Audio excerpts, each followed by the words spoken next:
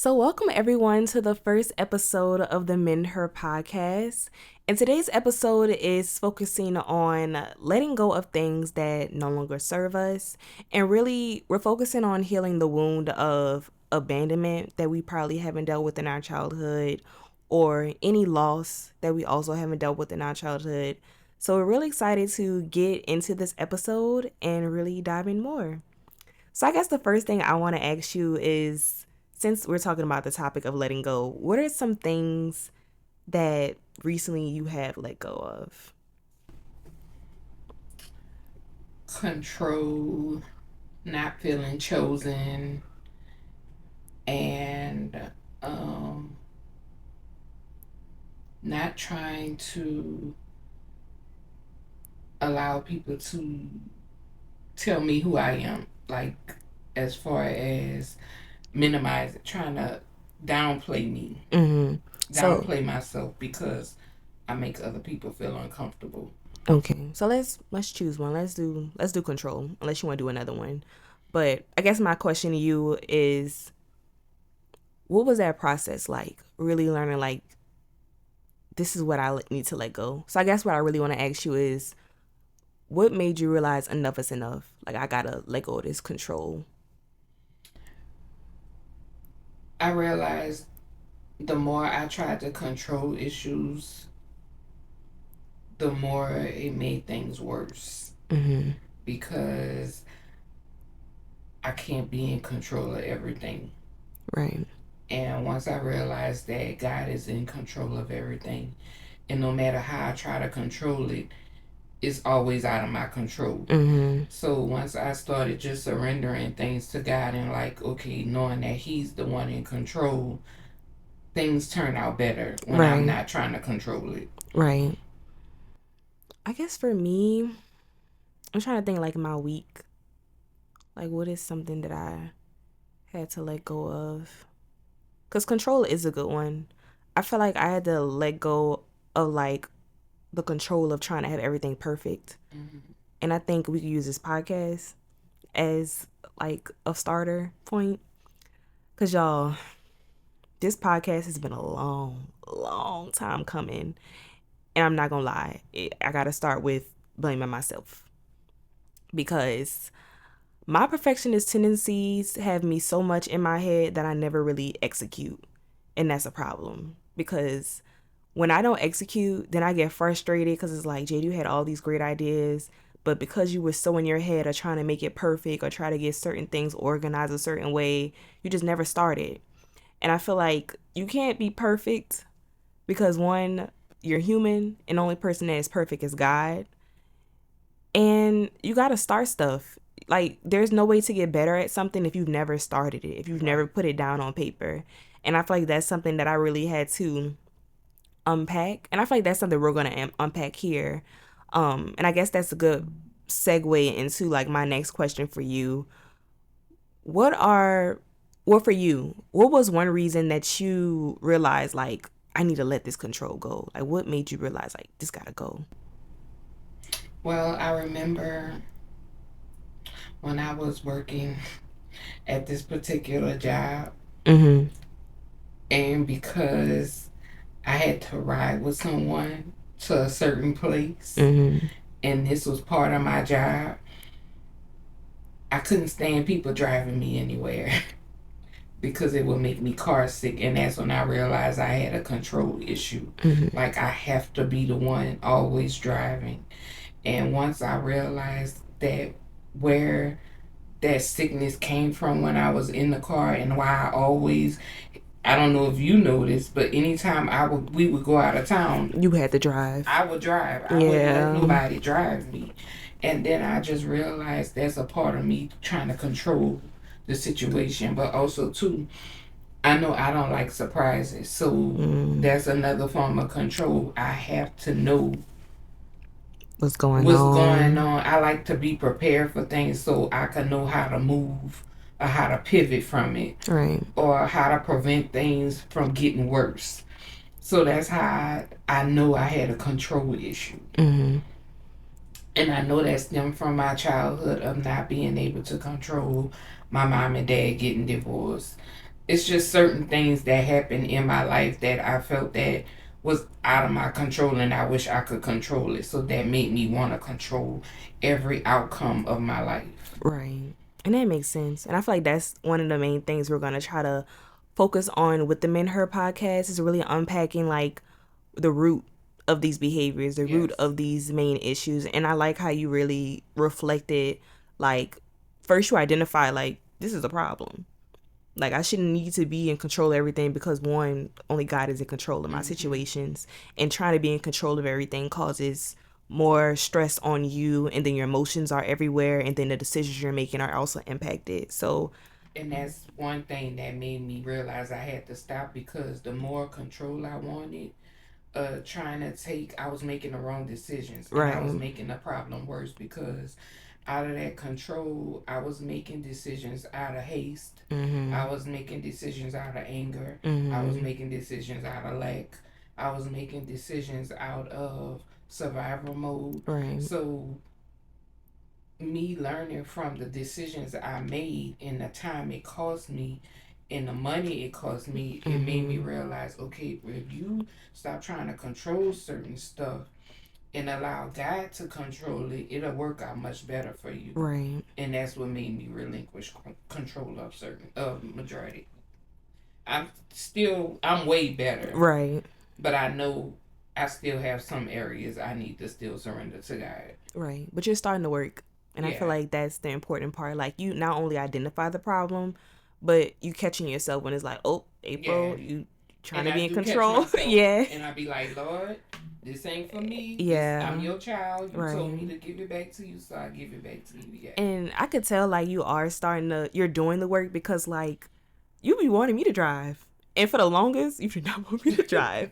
Granted, the driving, y'all, I was not braking when I was trying to make them turns. We had some stories, so I definitely understood why you was holding on. Because if I was you, I would be holding on too. But now she want to be passenger seat princess. I'm like, well, excuse me, go ahead on with your bad self. But I love that you've identified, like I said, you identified what the thing that you need to let go of, but you're also doing the work and also catching yourself in those moments of repeating that behavior, but saying, okay, April, this is not what I need to be doing because it's going to cause other heartache. And I feel like on my end, I feel like my perfectionist tendencies, I really had to like sit and reflect in that after graduating high school and also graduating college to really understand why I was feeling so like disappointed in myself, or why I was feeling like I wasn't doing enough, and like dealing with that insecurity within myself, because I feel like that was my root of my perfectionism tendencies, just feeling like I wasn't enough, or what I was doing wasn't surmountable to anything, it wasn't resulting in any big reward or whatever. And I feel like when I really sat in that and understood me continue to try to chase this idea of perfect, which is making me more frustrated because one, is unattainable. Only God is perfect. And then two, it was just making me feel inadequate. It was just making me feel so many different emotions that it was stunting me in my growth. It was stunting me in starting this podcast. It was stunting me in trying to do different things that I've been wanting to do, but just thinking so detailed about little things that it don't matter. Like, just do it. And if you make mistakes along the way, that's fine. Just have an action plan to do better the next time. And just being able to start this podcast, I feel like is an example of my growth, of just being like, Jada, you got to start. You can't be having all these ideas and not starting. We happen to be our worst critics, and we give ourselves a hard time when it's just getting started. Right. Yeah. And the only way you're going to be able to measure growth is getting started. Right. And I'm so happy like we had this podcast to like document our journey, just in like our mindset, our growth with our relationship with God, our growth with just like our communication, and just being able to have this for like, not just for y'all to see, but also for us to see and be like, we really like put the pedal to the metal. Like, we really grew. We really like did what we said we was going to do without being in our head about it. And I feel like that's one of the things that I'm very proud of us in our journey of like letting go of that control and also just letting go that perfectionist tendencies to get us to where we are here today. So I'm so excited for that. So thank you for sharing your story. Thank you for sharing your story. Yeah. So I guess like moving into that, I guess you kind of unpacked it like why it was hard for you to let go of control, and I kind of unpacked it why it was hard for me to let go of like my perfectionist tendencies.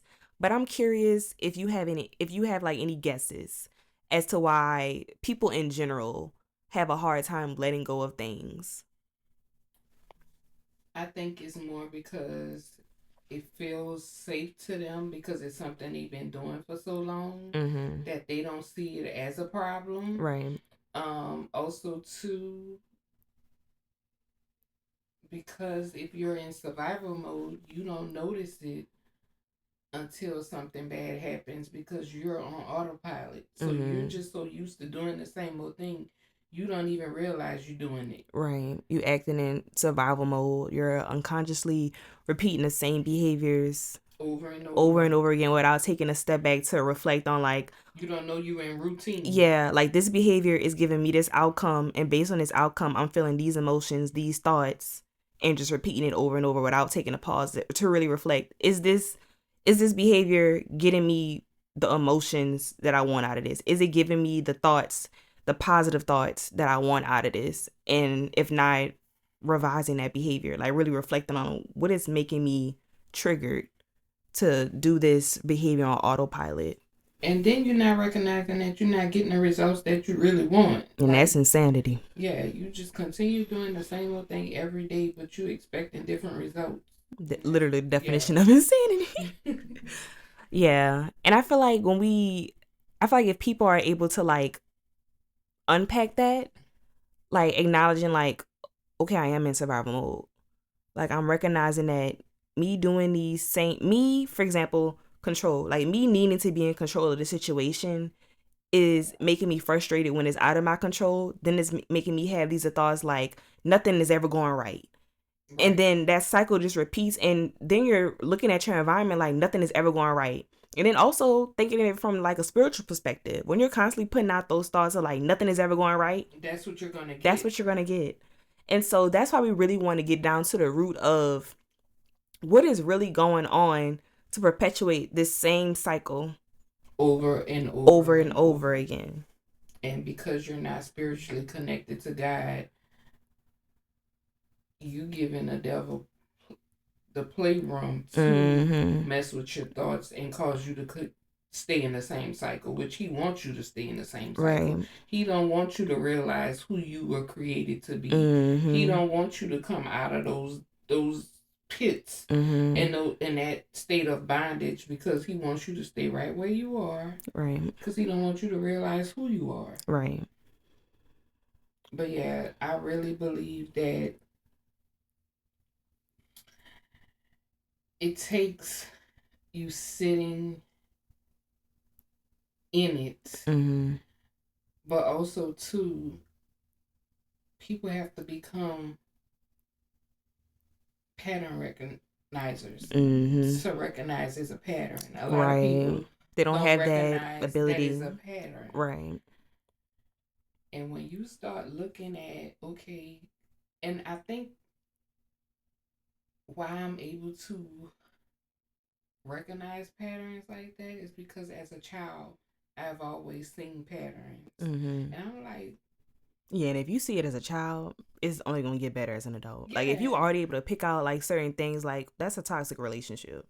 So when you grow up, you already going to be knowing, like, this is a toxic relationship. And not everybody has that ability to do so. And that's why we're saying, like, really sit. Like, at the end of your week, really reflect on what went well, what didn't go well, what thoughts were negative for this week, what thoughts were positive for this week, and really reflect on why was this day so bad? Like, what went wrong to make me think these thoughts, think these emotions, thereby doing this behavior, and then repeating the same cycle. And I feel like when we take those moments to really pause, that's when the real mending and healing starts. Because we've already pinpointed, like, what I've been doing in the past has not been getting me any type of results. It's been stunning my growth. It's been hindering me spiritually, therefore hindering me in the physical. Like, it's just so much stuff to unpack. And I feel like when people really unpack those things, like, for example, what are some things that are not serving you, you'll see impact in other areas of your life. Yes. And that's mind, body, and soul. And I think you and I recognized that when we started in December of being more intentional with ourselves. Yeah. And having a plan in place and writing down what's not working and writing a plan for what's going to work. Right. Like, for example, like, one thing me and mama let go of is not meal prepping. Like, we really started meal prepping, and we've been meal prepping consistently since January. And now it's just like, it's not even like a thought. It's like, oh, it's Saturday, we going to the store. Or even like planning before Saturday. Yes. Like, we know it's about to rain on Saturday, we going Friday. We know we not going Sunday, because Sunday is rest day. Sunday is meal prep day, and the grocery stores are chaotic on a Sunday. And I feel like we were able to reflect, like, what is stopping us from meal prepping? Like, why? And it's laziness. And that's not something that I feel like any of us ever did. Like, I don't know. We never did meal prepping. And also, we was thinking too much into it. But also we had to come to the real root of is immediate gratification. It's easier to just stop and get something to eat, but is that really satisfying our body? Right. Is it really causing our body to heal like we want it to heal? Is it helping our body to lose the weight or maintain the weight, however it is? And once you start putting things in perspective and look at what it is that you're doing, right, then you could really know, okay, this is the things I need to let go. This is the things that I need to continue doing. So it made it much easier because we took the time to pause and think. And we knew, and also we was realizing we was doing insane things too. Like, we constantly, every day, either me or her, we texting each other, so what we gonna eat today? We get something, 9 times out of 10 it's not that satisfying, because I don't know what they put in the food, but the food not tasting like it should. And it's reflecting physically. So we will always have like that same pattern, that same cycle of what we gonna eat today. We get some fast food, or we cook something, but it's not nothing, good, or we not in the mood because we coming home from work. And so we already agitated because we hungry, because me and her both get agitated when we hungry. So I got it honestly. And so when we really sat and we reflected, because we had a nice moment on the patio, had our laptops out, we really was like writing stuff down. And once we really sat down and said, okay, this is the game plan. This is what we got to do. And once we started meal prepping that first week, we was like, we talked about it. We was like, it's so refreshing, like coming home knowing there's a meal in the fridge, pulling it out, putting it in the microwave, and there's so much time that's left to unwind. Right. Ask about how's your day, because we sorry y'all, we got the opportunity to eat and really process our day with a clear mind, because we've eaten. And once we saw that, we was like, oh, there's no going back. Right. We were saving money. Right. We had more time to our day, because meal prepping takes, especially if you come home from work, you don't know what you want to eat. So you sitting there for 30 minutes trying to figure out what you're going to eat. Then you got to get in the car. Then you got to get the food. You still didn't take a shower yet. But the food was nourishing, where our bodies were fueled for the day. We had enough energy to work out after. So, and I noticed when we changed our diet and started meal prepping and eating actual whole food. Right. Our creativity came back. Exactly. And I was taking my vitamins, because you also have more time for other things that if you would have been thinking about what I'm gonna eat today, you gotta actually cook the food, gotta put the food away, like all those different things. Meal prepping just made life so much easier. And I feel like it's giving us time to even do our podcast. Like, we already know, like, after work we can get something to eat. After we eat, we could relax for a little bit, and then we could start talking, starting the podcast. So that was some things that we let go coming into the new year. Yeah, and that's been really a big part of like other areas of our life going well. Yes. Like the podcast, like us being able to have conversations at the work. Because I'm not gonna lie, Mama would come home and she would just I just do as soon as that door just open, I'm like, Lord help me. I didn't even eat yet. I just want the only thing I want to know is what I'm gonna eat. And even her just asking like, so what we gonna eat today? That would get on my nerves. I'm like, baby, I'm always figuring out what we about to eat. I need you to use that brain and figure something out.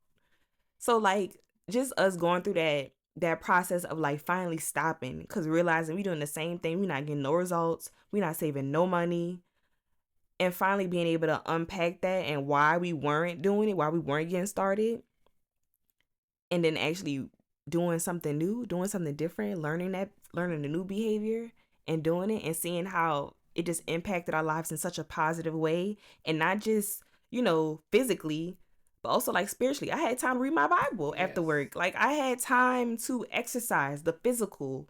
I had time to go to sleep at a decent time because I've already eaten, I've already showered, I've already prayed. And so now I have a routine. Yes.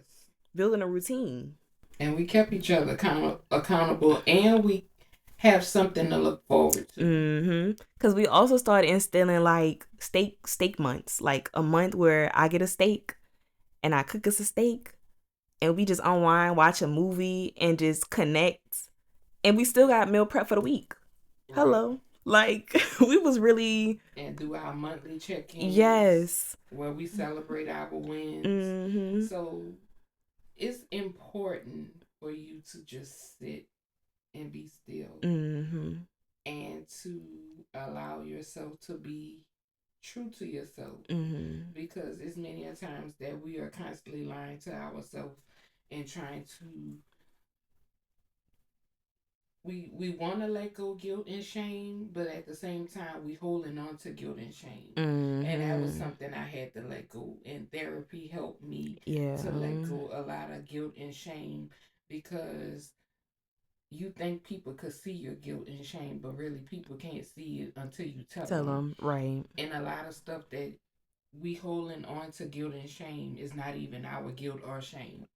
And that was another thing I learned in therapy, that I let go. Right. And I'm glad that I started going to therapy and was able to let go unnecessary guilt and shame. Right. And therapy is such a great thing. I feel like in the Black community, we really don't talk about therapy like that. But therapy is helpful. I feel like first your therapy should start with God, like consulting with God, because everything that happens in the spiritual manifests in the physical. And I feel like that's something that you definitely taught me before I was like in my word, but now that I'm in my word, that's something I'm definitely starting to understand. And I feel like that's one of the main reasons why we really wanted to start this podcast and really start with Christ first, because once you get everything aligned spiritually, everything else will flow in other areas. Yes. And that's something that I have realized, because even just coming to terms with letting go certain things, it started spiritually first. Like really casting my cares on God, casting the things that I was concerned about on to God, so that He's able to mentor me and serve as like my therapist, my spiritual therapist, so that I'm able to come with next action steps in the physical. Because He gives us the blueprint in the Bible. Right. And it's funny how you and I, when we started reading the Bible together, and how you be like, "Oh, this is what I'm going through in life." Yes. It was like, God, are you talking to me? Like, I'm going to work, doing my day, coming back, and I probably had like an interaction, not at work, but just like an interaction or like a revelation, and then I come back, read my Bible, and usually my Bible and my devotional will go hand in hand, like the topics for the day, and I'll be like, oh my God, like, I just went through this. Is this story about me? This play about me? Like, oh my God, like. So it's also important to, have therapy with God, have that talk to Him like you're His child, because you are His child, and have those conversations because they do manifest, in the physical. And I think the problem why people can't connect with God is because we treat God like we have the interaction with our biological parents. We ask them for stuff when we need it. Like, we go to them only when we need certain stuff. But also, too, if we didn't have that relationship with our parents, we treat God like our parents, meaning if you didn't feel loved as a child, that's why it's hard for you to go to God Right, because you as didn't go his to your child, parents. because you didn't have that relationship. So sometimes we treat God like our biological parents. Right. And wherever that disconnect with our biological parents, that's how we treat God. Yeah, that's a good point.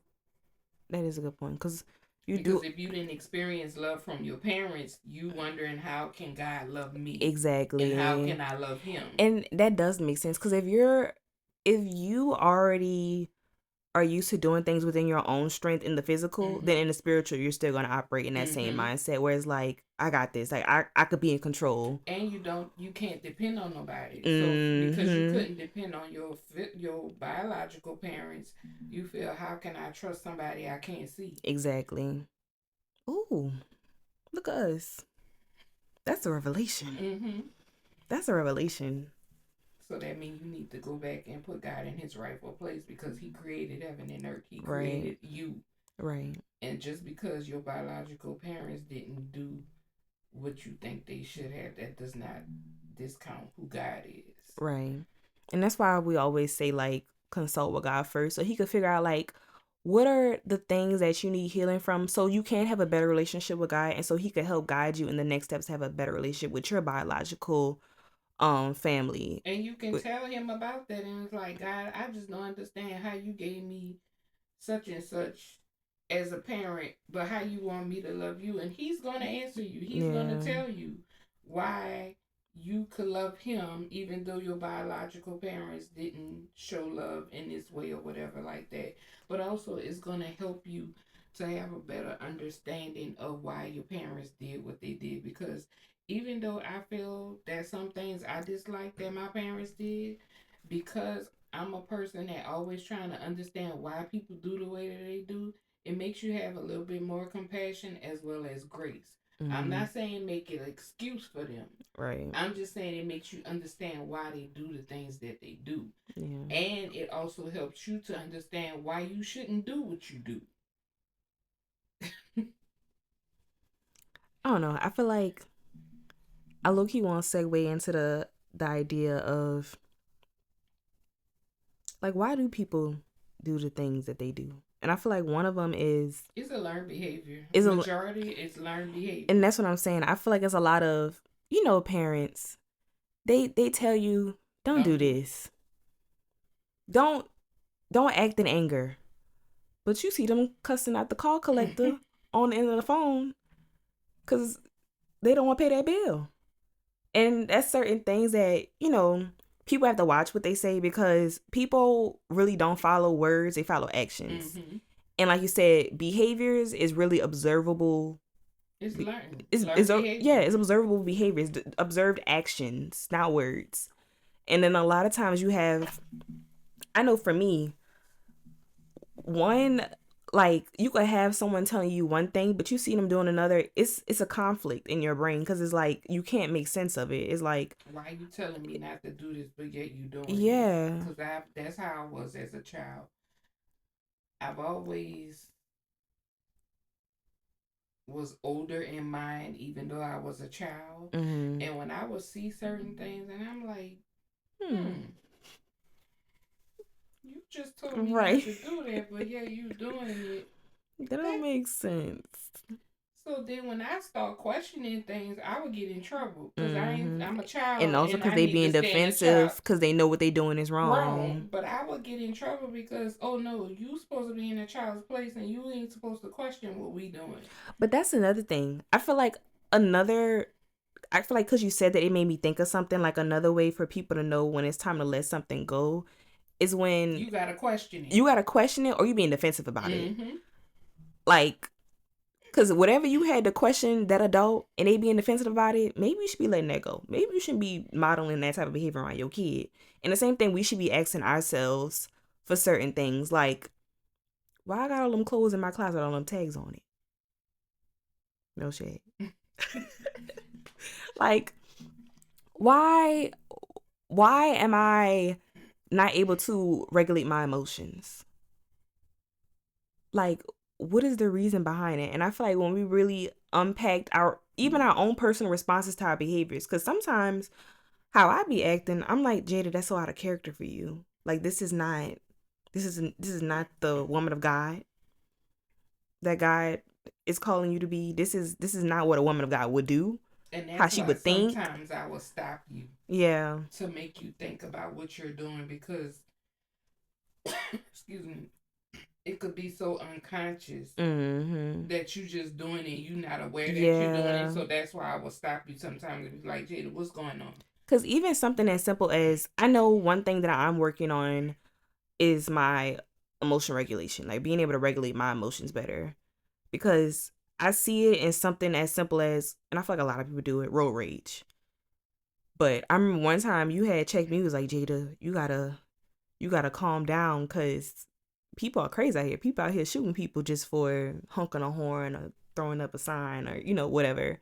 And I feel like now the learned behavior is to quickly, honk a horn. Because in America, everybody's super drivers. I don't care what nobody say. Nobody is a good driver in America. And so I feel like the learned behavior is honk a horn, be angry about it. But now in that moment, even when I do, because I do slip up, I'm not even gonna lie to y'all. I slip up, but I be like, repenting to God, like, God, I'm sorry. Slow down my heart. I got nowhere to be that important. Mm-hmm. And then also praying for that person, like whatever they got to going on, I hope they get what they need to be safely, and I hope they also calm down, because you never know what their rage could impact another driver. Right. Don't want to put themselves in harm's way. And so I feel like that's something I'm learning every day, because I'm not gonna lie. Every time I'm commuting to work, today I did it, and I was like, God, I'm sorry. Like, that's so, because it's so immediate. Like, a learned behavior is so hard to unlearn, but I feel like every day of me taking a pause and just reflecting, even if it's not immediate, but just sitting in the car like, okay, Jada, now you told God you gonna work on that, and then you went and still did it anyway. So like really having to, pray to God, but also pray that He reveals, why am I so quick to react in anger for something as simple as somebody cut me off, when I really need to be praying, thank you, God, for protecting my car and protecting my life. Right. And protect that person to drive better so they protect other people around them. Like, why is my immediate reaction always something out of rage? Because it's not just within, car situations that I react in that outrageous manner. It's also for other simple things. Since a child, where like my emotions are not stable where I want them to be. Like, I'm not reacting the most level-headed, and that's because I'm reacting off of emotions instead of taking a pause, connecting with God, and then also asking myself, okay, is this thought of God?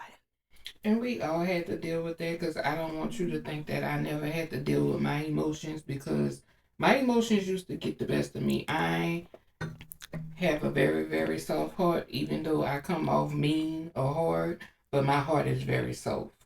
When I say very soft, very soft. However, I used to wear my emotions on my shoulder, and I was taking everything to heart, until I realized I had to stop making everything about me. Once I realized that everything wasn't about me, it was easier for me to put my emotions in check. It was easier for me not to get offended. Right. Because people have things going on the inside of them and around them, and we tend to allow the things that we're going through to dictate how we interact with other people. And once I started healing my own emotions and stuff, now I could have more grace towards people that's acting out emotions, because your emotions are not your true feelings. Exactly. It's just something that's, your emotions are constantly changing. And it's also because, like, a lot of us, I feel like I learned this from my therapist, like a lot of us don't even know what we're feeling. Like, a lot of times, because I know there was times like I had to, when we were talking, like when we were on our beach trip, and like you were saying these emotions, but when I was asking you to unpack it, you was like, wait, Jade, it's really not that, it's this. Because a lot of times we just, it's like, because we just feel the emotions first instead of saying, well, this happened, so I'm feeling this way. Like, there's a behavior that happened first for you to even feel a type of way. Right. And I feel like us impacting that behavior and that thought that's attached to that behavior before reacting will really save a lot of heartache and a lot of immediate responses to Right. things. Because sometimes we have the wrong emotion connected to what happened. Right. And it's really not how the way we felt. Like when we had that conversation and you asked those certain questions. And then when I realized, oh, it's not that. It's Is really this. this. Yeah. And then you had a breakthrough. Yes. It was like, because you feel a relief, like, that's what it is. Like, you really got to the root of it. Because it's like, this wasn't like a one-time conversation. We've been had these conversations, but this time I really felt like I felt it for me. I was like, yeah, she had a breakthrough. Like, and it felt real good. Yeah. Because I'm just a person that likes to get to the root of it. Like I said, I don't like to keep repeating lessons. And I just felt like, okay, God, before I go back and talk to my therapist, I had already prayed and asked God, okay, tell me what the root of this is. And for you to bring up that conversation and us to have it, I didn't want to go to my therapist without having nothing to talk about. And I was like, Lord, please show me what the root of it is. And since I got to the root of it, it's like, okay, now I know where to how go to move forward. Right. Yeah. And I feel like that's the whole cycle of like letting go whatever it is that you're working through. Like I feel like that's the cycle we're constantly going to be going through, because this healing journey, sucks to say it, y'all, but it's not linear. And you're going to have those moments where you have like a setback and you have to start over and constantly relearn and know when to take those pauses too. Like know when to like reflect back and be like, maybe I shouldn't have did that because that's something I'm trying to work through. And if I would have did it this way or consulted with God on a better way to do it, this could have, worked out better. Right. So I feel like we talked on like control, and we kind of touched on like, why people do it, because they're acting in survival mode. But what are some other examples that you could think of in your life that is like you also learn to like let go? I feel like for me, one example is like toxic environments, like knowing when something is like stunting your growth or you're starting to act like your environment or be affected by your environment. Also because you haven't like healed. So it's so easy to be easily affected by outside external factors when you're not healed in yourself and sure of who you are in Christ. And I feel like that's a big area where I feel like a lot of people could be susceptible to like not letting go because they're acting in survival mode. They have emotional attachments to an environment or a person that's within that toxic environment. And I feel like, again, going through that cycle of understanding, why am I continuing to go through this cycle? Why am I continuing to be in these environments? Like, am I thinking about it? Like, am I thinking like how I feel in these environments, the thoughts that I have in these environments, that I consult with God? Like, is God telling me you shouldn't be in these environments and I'm ignoring him? Like, what thought processes are people having when they're in environments that they know they shouldn't be in? So that's some thoughts that I randomly have, but I'm just curious if you have any other areas or categories where you feel like people are not aware that they should let go of and they possibly should let go of, or think about if they should let go of. I know I know people have a hard time letting relationships go that's not serving them. That's not my story. Well, talk about it.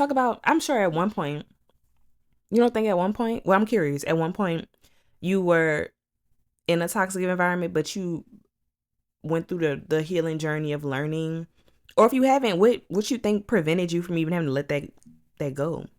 I'm just curious.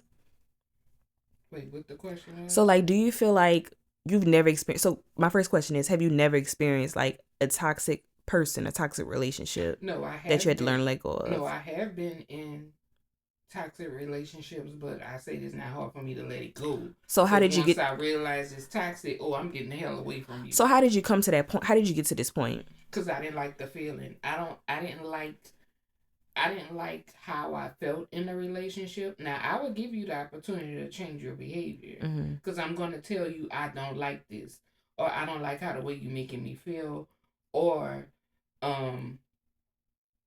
this is not how the way I want to be treated. Mm-hmm. So if I'm telling you that and you continue to do it, Mm-hmm. okay, that's telling me you don't care about my feelings. Right. So what I'm gonna do? I'm gonna leave you alone. Mm-hmm. Because my peace.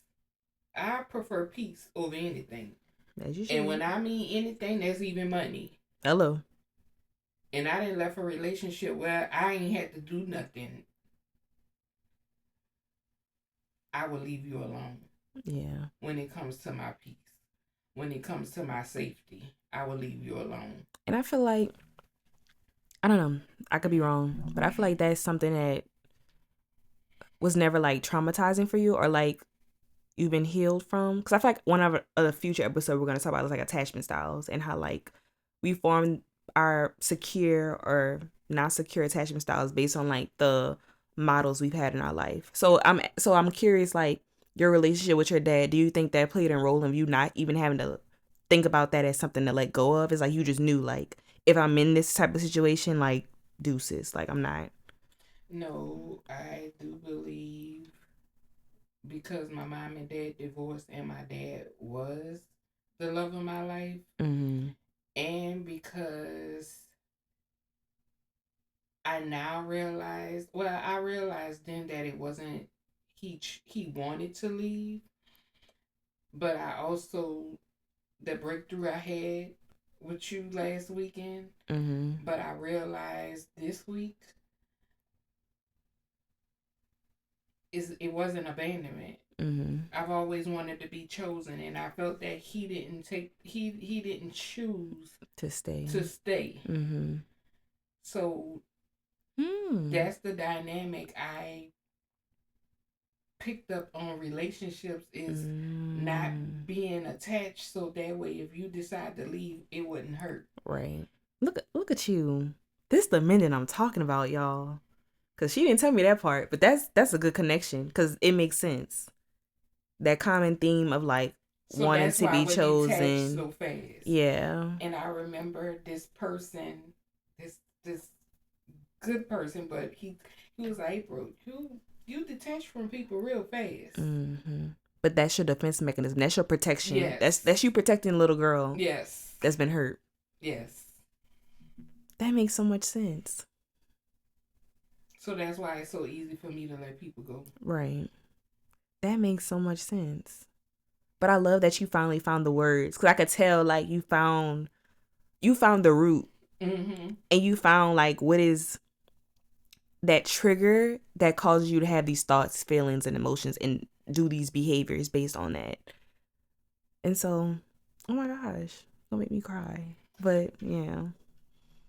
So after I had that aha moment, I was like, oh, it's not abandonment. I never felt chosen. Mm-hmm. I never felt chosen by my dad, and I told you the situation with my mom. So I never felt chosen by neither one of them. Mm-hmm. So for me not to feel chosen, I will detach from you so I won't have to feel the loss of you. Mm-hmm. I wouldn't let you get attached to me. I would keep the distance between us. Mm-hmm. And that makes sense, because then I feel like that would explain your behaviors, or at least how like your behaviors are received by others as like mean or like blunt. But it's like, if I feel like that's a protective mechanism now that I'm thinking about it, because I feel like if I'm blunt and I'm telling you what I don't want to deal with, I'm protecting myself from having to even deal with whatever you got going on, right. Having to even deal with not being chosen. Like, I'm protecting myself. And so that unpacks a lot. I'm so happy that you were able to like come full circle to understand that, because I feel like that's going to impact how you move forward with relationships. And I feel like that's impacted how you know, like I can't be in a toxic environment, because you already know at the end of the day you want to be chosen, right? Because that's the one of the things you're trying to heal is that feeling of not being chosen, right. And so you know, like that's a red flag right there, right? Like if you come in with the games, if you not, you know, showing actions over words and really choosing me and love me the way that I deserve to be loved, then right, sayonara, right? So that makes sense. That's, girl, clap it up for her. Like This is what I'm talking about. This is the work that we want y'all to be doing. Like, I'm so proud of you. I'm proud of me too. Like, I am so proud of But I'm you. proud that I took the time to sit with God and really sit with my feelings, because I ain't gonna lie, I really been feeling some type of way, and I'm like, God, what is it? Like, why am I feeling the way that I'm feeling? And then after you and I had our conversation that Saturday, and that's when it was revealed. It was like, April, it's not abandonment. You just want to be chosen. Right. And I appreciated that. I appreciated like being able to like help you through that. Cause I ain't gonna lie, that was a tough conversation. It was. It was tough because like I could really feel your emotions through it, and it was just, I don't know, it was just tough. Like also seeing you like go through the emotions, because I could feel the wheels in your brain turning, like really trying to figure it out, and I was just like, but I feel like we making headway, because there's so many things I've been curious about, but I love that you feel, like I said, like I feel like we always had a great relationship where when it comes down to like the nitty gritty, we could have these conversations and we could have our disagreements. Don't get me wrong. There's some things where it's like, I feel like it's because of miscommunication. Like we're trying to convey how we're feeling, but sometimes it's just not coming across right. But we're still able to take a pause and still revisit it. Like, because at the end of the day, we love each other and we know there's healing and there's something beautiful at the end of all this. Right. If we just keep pressing forward and we just continue talking out of love. Right. Because we're just trying to understand each other at the end of the day and try to understand why we do the things we do. Right. And I feel like because we have such a mind where it's like, that's really what we care about. Like, why people do the things they do. I feel like we always be having them same conversations. The first question, why that person did that? Because I wouldn't do nothing like that. So why they do that? Right. And then having these conversations, really understanding like people just have different traumas that they haven't acknowledged, and they haven't even seen how it impacts their other people and their daily interactions with people.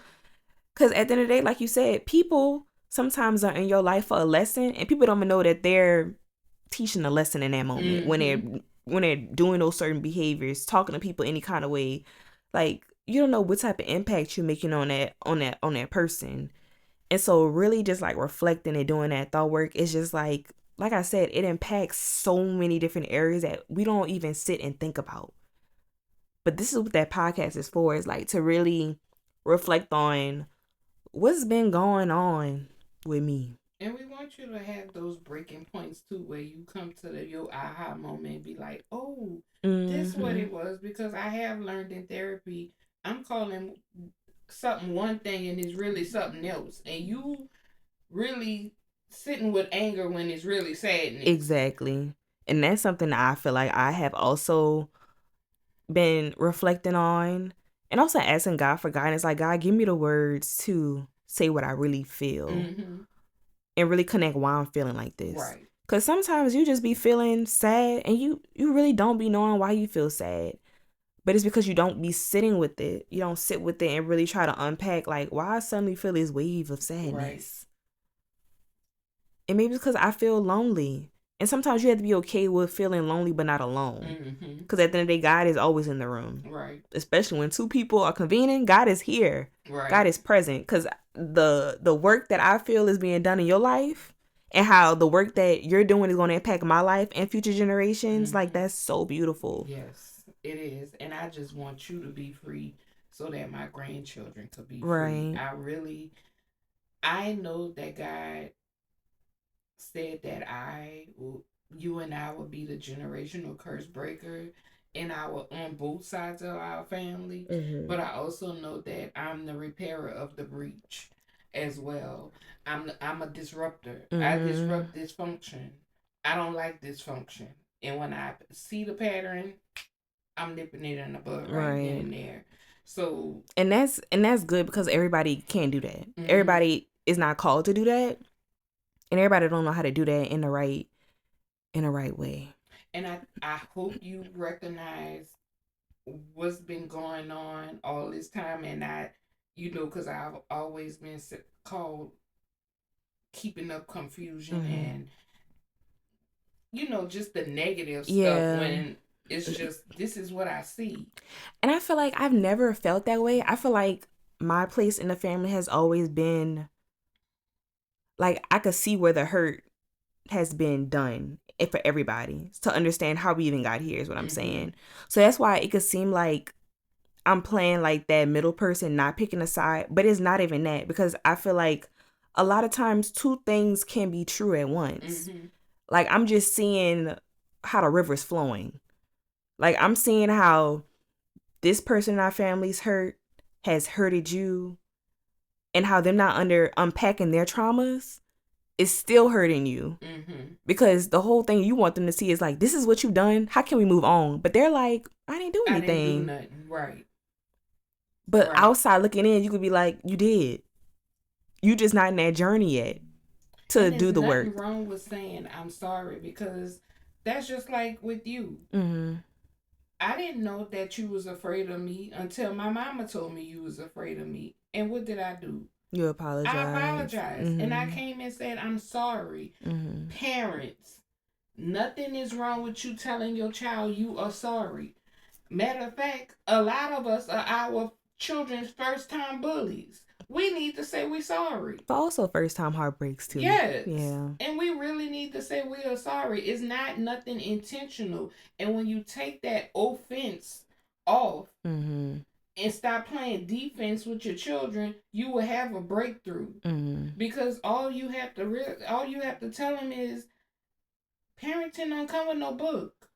But really I did the best that I could. But also, too, you validate their feelings. A lot of parents are not validating their children's feelings. Because just because you felt you didn't do nothing wrong don't mean they didn't feel that you did something wrong. And I feel like people have to know the difference between intent and impact. Yes. Because you might have not had the intent to hurt your kid, but you did. You impacted them in a way where they feel hurt. Right. And that's because we're not sitting with, because sometimes a lot of people, we reacting out of anger. I feel like everybody's just so mad at the world, like mad at everything that's going on. But if more love, and I mean like real, true, healed love will go around, I feel like we would have less confusion, less unclear communication, less conflict in the family, less this need for competition. Like if people just be honest and say stuff with love and actually mean it from a place of love, so many different things would be in a better place right now. But that's because we out of order and we not in align with God. Yeah. And when you're not in align with God and out of order, we're gonna have all this chaos. But when we get back in alignment with God, we can only learn how to love is through God. God is the only, and He teaches us the proper way to love, because everybody have different definitions of love, but there's only one true definition of love, and it is in the Bible. Right. But yeah, so I just think, if we just get down to like understanding why we're doing the things that we're doing in order to break the generational curses and also repair, because I feel like it's one thing to acknowledge something, but a lot of people also don't focus on like the repairing and the restoring process that also comes after it. I feel like that's part of healing as well. Like you have to, and I'm not saying you have to restore a relationship as if you would never hurt by that person, but that's where boundaries come in. Right. That's when having those conversations about, this is what hurt me, and I want to find a way to restore our relationship in a way that helps not just me, but also you, and also helps future generations understand, you may have disagreements or you may have these conflicts in your family, but this is the way to go about it. Because I feel like we also need to learn how to restore and repair these conflicts in our families and stuff. We also want to make a disclaimer: all relationships ain't meant to be repaired. That's true. Because if you've been sexually abused or whatever like that, I'm not telling you to go repair no relationship with no abuser. But I am telling you that for your own benefit to forgive and release them to God, because guess what? At the end of the day, they gonna be judged for that. Right. But you want to be healed within so that you could live a fulfilling life. But I'm not saying all relationships deserve to be restored. Yeah, and that's a good point. And yeah, that's definitely a good point. And I meant, I guess just to clarify my point too, because I'm glad that you brought that up. Like, it's not saying like you have to, repair it, because repair is gonna look different. Yeah, you get to pick and choose what needs to be repaired. Right. You know what needs to be repaired. Right. Because everything every relationship is not as bad as we make it seem in our head. But those ones that are, and you know that is no coming back from that, but you do need to forgive. We're not saying that you need to restore all relationships. You know what relationships should be restored, but at the end of the day, the restoration is for you. Right. Is the healing is for you. Yeah. And so I feel like that was so powerful. I feel like, moving forward, I feel like I said in the beginning, really reflect on your week, your day, and think through like what things that you realize just off of just like your feelings, or what, when you're talking to God, what things are God telling you that's like, I need you to let this go so I could bless you with something better, or like bless you with more. And just really thinking through how you're responding to environments, how you're responding to people, and why you're responding in those ways.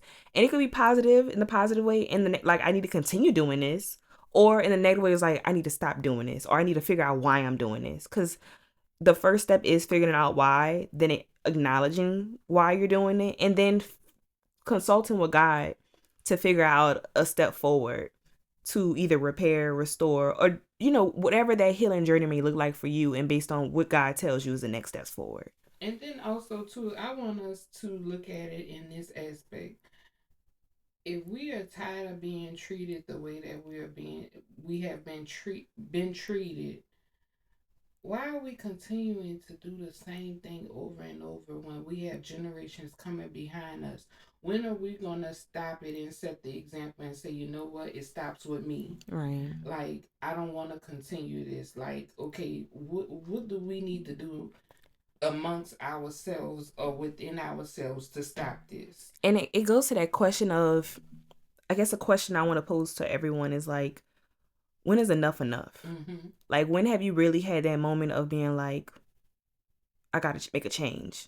Because I could use this podcast for an example. I was tired of looking at my Notion and seeing podcasts just not started. I was tired of seeing it. And I was also tired of seeing, like, going on YouTube and seeing everybody else start their podcast, when I know, like, me and my mama have something to say.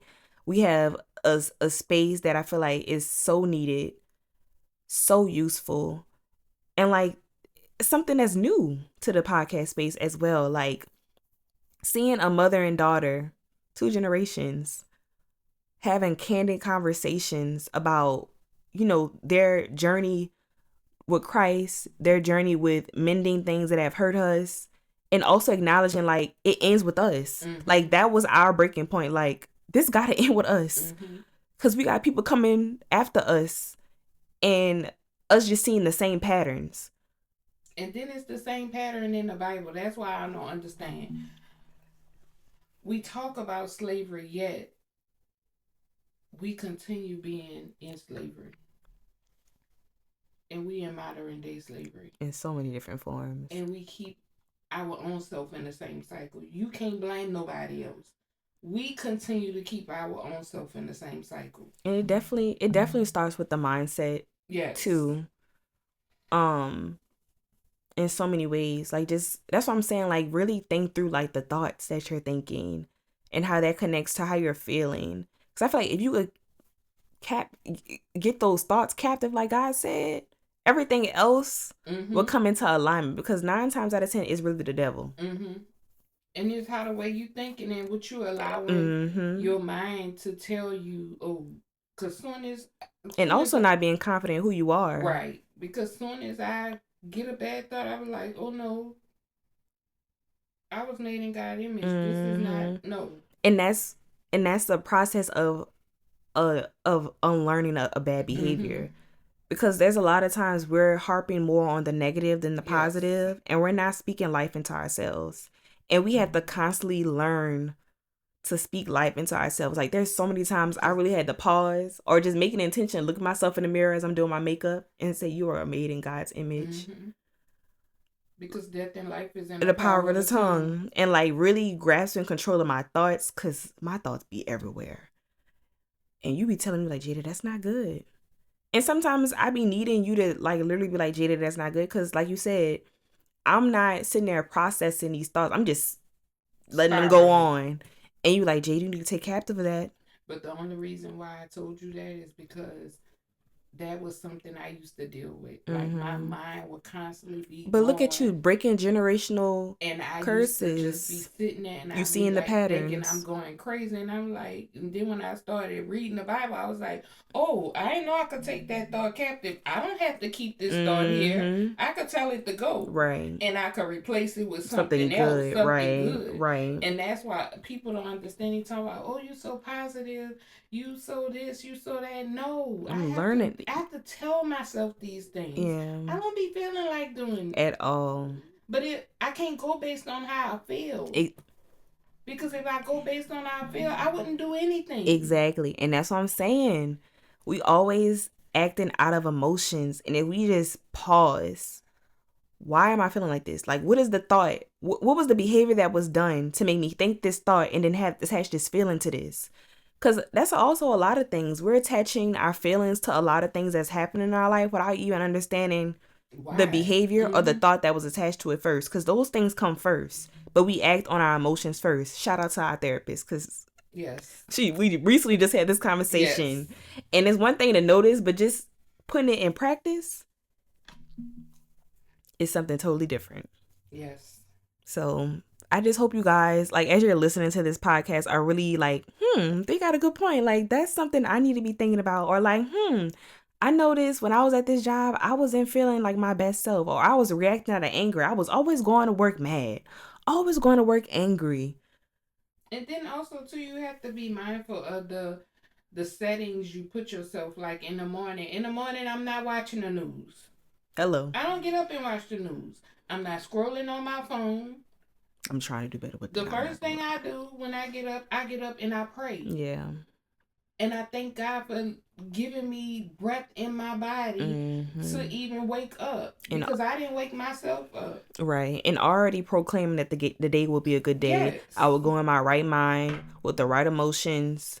I will speak, from the heart with love and only love. Like, really putting yourself in that mind frame, and also telling God, like, anything that you see ahead of what's going on, please have it right spiritually. So in the physical, it can manifest the way it's supposed to manifest. Like, and you have angels. Yes. And also praying before I get in my car. But I command my day every day. You have to command your day. You have to. Because by commanding your day, you're commanding your thoughts, your behaviors, and then your emotions go in line right with it. Because if you're thinking positive thoughts, there's no reason for you to be angry. Because anger only follows negative thoughts or things that you interpret as negative behaviors. And you're not going to allow other people to control how you react to things, because that was another thing I had to learn to deal with, is not to be reactive, but to be proactive. Active. Right. I learned that over the years. I used to react to everything, but now I'm in a place where I don't react to hardly a lot of stuff. I don't react to, because I know it does not have nothing to do with me. It's majority about the person that's causing that's want a reaction out of me. Then it has to do with me. Right. And once you stop thinking everything is about you, I promise you life is much easier. That's that control piece we talking about. You keep sending her back to that. It's that control piece, but that's so true. But you want to dive into the game? I feel like we talked a lot about different scenarios and how we've, unpacked the repetitive cycles we've been in. So I thought, why not have a game to really test, like, are we really going to let this go?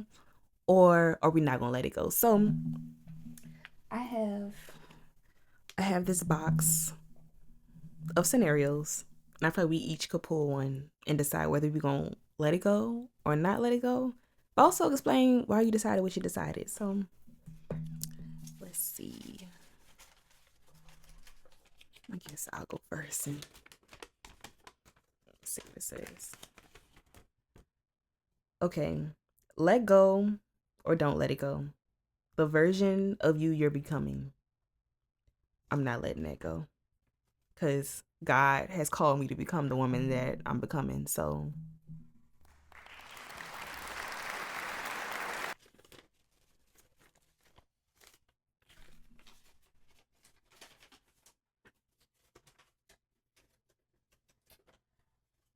Let it go or don't let it go.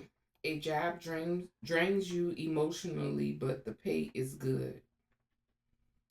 Um, it depends because when you say drain, I'm not gonna let it go if it's something I'm passionate about and that I enjoy doing because it's not gonna drain me. Right. I just know how to put my emotions in check and not allow the surrounding to get to me because I know my purpose for being there. So it really doesn't have anything to do with the pay because if the pay was good and it didn't align to what I wanted to do, I would let it go. But if it's something that I enjoy doing and the pay is good, but it kinds of have like things going on, I would. So let me just add more because you gotta make a decision now. Okay. So just look at it for what it says. If a job drains you, but the pay good, I would let it go. All right. So she letting it go, y'all. But it's not a bad thing. It's a good thing. So clap it up. Hello? Because money is not everything. Yes. All money ain't good money. Amen. So let it go. Let me see. Dig in here. Ooh. A friend who only reaches out when they need something. Let it go or don't let it go. I'm sorry. I might have to let it go. I feel like we've had this conversation before off camera, but I feel like we're both big advocates of like, I can't fill someone else's cup unless my cup is filled up, but I'm also not going to be constantly filling other people's cup and I'm not being filled up as well. And I feel like I'm all about like, if I'm showing up for you, knowing that, you know, everybody has something going on in life, but you make intentions for what you want to show up for. Like reciprocation. Yeah. And I feel like if I'm really your friend, you're going to reach out to me bad, good, no matter what. We're always going to be connected some way, somehow. And it doesn't always have to be because you need something from me. Because if it's reciprocated, I'm always going to have your back no matter what. Right. So.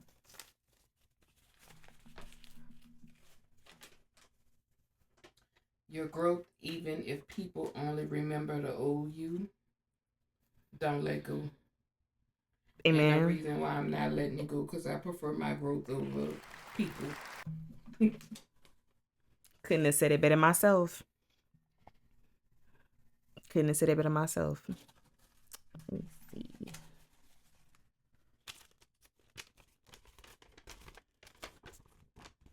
Ooh. Family members who don't respect your boundaries. Let it go or don't let it go. Oh, I had to cut you off. I'm so sorry. I feel like anybody could get it. Family, friends, the dog. It don't matter. Anybody could get it. And the one thing about it that won't be disrespected is my boundaries. Because I set them for a reason. And I feel like if you really respect me as just a human being, regardless if we blood or not, that tells me a lot about your character. But if you don't, that tells me a lot too. That tells me we can't hang. I can't be around you, blood or not. So, case closed. I guess we do one more.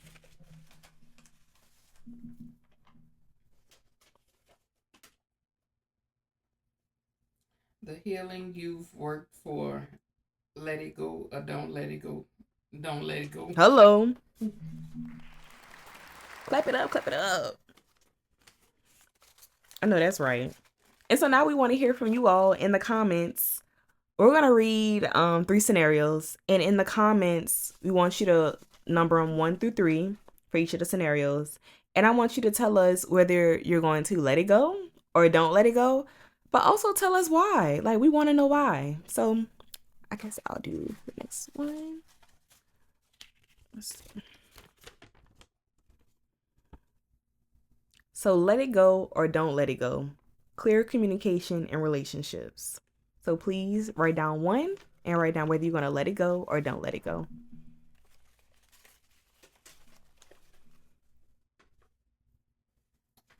right, number 2, let it go or don't let it go. Someone who apologizes but never changes. Y'all better be honest in them comments. All right, and the last one. Oh, this is hilarious. Okay, so number 3. Jeans you swear you'll fit back into someday. Let it go or don't let it go. And I know y'all got some jeans back there. Y'all like, yeah, I'm going to save for the summertime. Like, So let us know if you letting it go or don't let it go. And so that's our game segment that we just wanted to, share with you all just to see, what things, everyday scenarios that you may be considering, like, should I let go? Should I not let go? And just thinking through, like, is this really serving me or is it not serving me? So we hope you guys enjoyed that game segment. So I guess to wrap up, what are some tips that you want to share that personally you have done to help you let go of like control, let go feeling angry, or like for me, like letting go like my need to be perfect? Like, what are some tips that you would give someone that's going through a journey of like trying to figure out what do I need to let go? I would say really establishing a relationship with God. If you don't have a relationship with God, ask God to have an encounter with you so that you can establish a relationship with God. But also read your Bible, because your Bible has a lot of information that we go through life, a lot of lessons that are in the Bible. But also to pray to God as if you're talking to your best friend, and just let him know what's going on and ask him for help. Ask him for understanding. Ask him for wisdom, knowledge, and understanding. That's something I do daily, because I don't. The Bible says his thoughts are not your thoughts, but also too, his understanding is not our understanding, and he created you, so he knows the things that you need and the desires of your heart. So I would pray and ask God for knowledge, wisdom, and understanding. And a lot of people pray for things like money and stuff like that. But the thing that I'm always praying for is God's knowledge, wisdom, and understanding. Because I think if He give me the knowledge, wisdom, and understanding, I could do anything. And it will keep all your emotions and your thoughts aligned because He's giving you all the He's things that you important at it, need. yeah. Yeah. And I think that's a great starting off point as far as starting spiritually and then working your way in the physical. But also journaling and writing down the things that you want to release.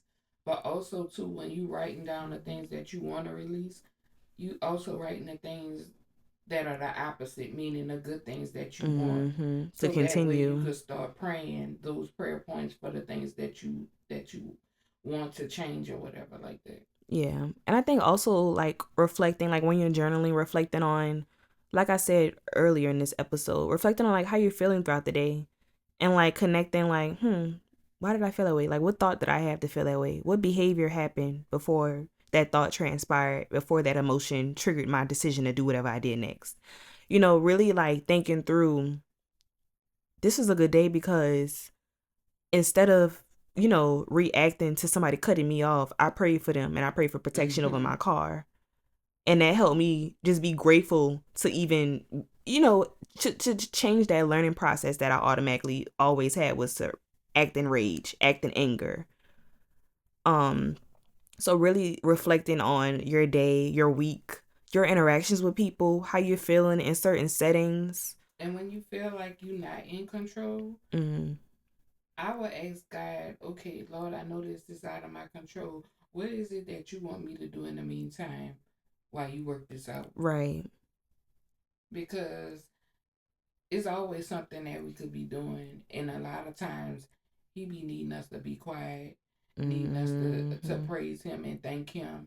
That, because it could have been something worse. Right. That's true. But also thank him for the answer. Right. That's a good point. So yeah, so we touched on like some spiritual points, also some things that you could do while you're waiting in the meantime to hear from God about next action steps forward. And I think also, just like I said, also like just knowing that this healing journey is something that you're constantly going to be relearning. new behaviors and coming to understand more about yourself as you're healing and you're learning like these are things that trigger me. These are environments I should avoid until I'm at that process where I feel like I could be in those environments and not be triggered and not doing them same learned behaviors that I do in them triggered environments.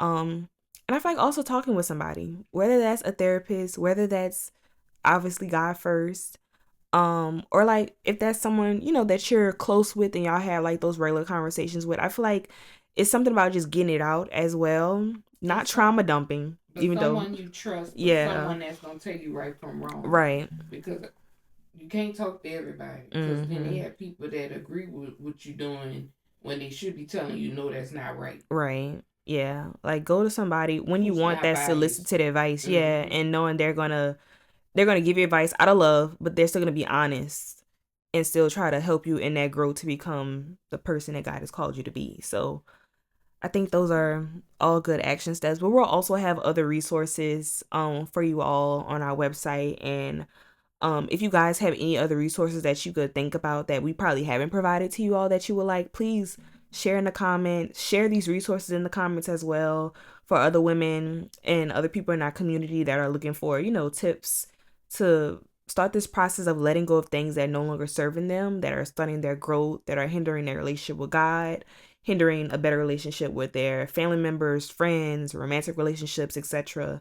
Like, please, this is a community, and this is why we definitely started this podcast, to create this space to have these discussions. And down the line, we're gonna start groups amongst the community, but also we're gonna have little workshops and stuff like that. That's gonna be coming soon. It's something for you to look forward to, you know, so that we can build upon this thing and keep it going, but also keep the healing going. Yeah. And so if you're struggling to, you know, let something go, like start with just asking yourself, is this thing serving me? Is this something that when I'm having my conversations with God, God is like nudging me? Like, what am I feeling in those moments? What are my thoughts looking like? Are my thoughts, behaviors, and emotions in alignment? Because you can also feel like those things aren't in alignment as well. So really think about those things. Reflect on your week and your day, wherever you are, whether that's at work, whether that's at home, whether that's with a loved one, and really jot down your next action steps that so we could be accountable for you and other people could be accountable for their own actions as well in the comments. So write down, you know, at least 2 things that you're going to try to let go of and what are your next action steps moving forward. And so with that, we just want to say thank you guys for tuning into this first episode of the MendHER Podcast. We hope that you learned something or something was revealed to you through God, but also through our like conversations today that we had about, you know, the art of letting go, whether that's toxic environments, relationships, things are just not serving you. And we hope that this was helpful. And we look forward to seeing you in our next episode that's focusing on the art of attachments and how those beginning relationships with like our parents, our siblings have come to form how we create relationships today, whether that's romantic or platonic. So we look forward to seeing you in the next episode and see you later. Bye. Bye.